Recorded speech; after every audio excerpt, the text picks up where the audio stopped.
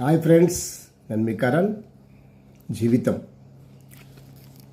నూరేళ్ళు జీవితం సాగాలంటే సమయాన్ని సద్వినియోగం చేసుకోవాలి. ఈరోజు మనిషి విలాసాలకు అలవాటు పడి ఎంత సుఖం దొరికినా నిజమైన సుఖం దొరకట్లేదు.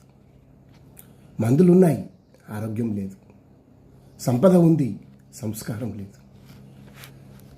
ఎక్కడో శృతి తప్పుతుంది. జీవితం బాగుపడాలంటే మాట తీరు బాగుండాలి. సందర్భోచితమయంగా మాట్లాడాలి. మాటలే కాదు, మందహాసం, కరచాలనం, ఆలింగనం, పలకరింపు ఇవన్నీ బంధాలను ముడివేస్తాయి. జీవితాన్ని ఆనందమయం చేసుకోవాలంటే వ్యక్తిత్వంతో పాటు లోపాలను గుర్తుంచుకోవాలి, వాటిని సరిదిద్దుకోవాలి. అప్పుడే నూరేళ్ళు సార్థకతమవుతుంది.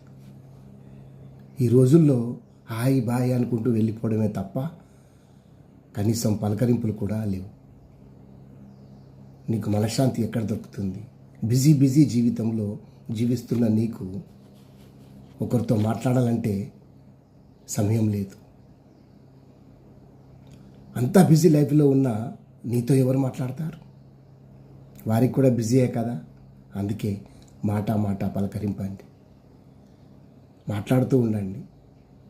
సమయం దొరకదు, ఆ వ్యక్తి దొరకడు.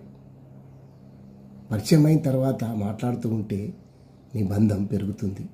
జీవితంలో స్థిరపడాలంటే పరిచయాలు అవసరం. నూరేళ్ళు జీవించు అని దీవిస్తారు. Thank you.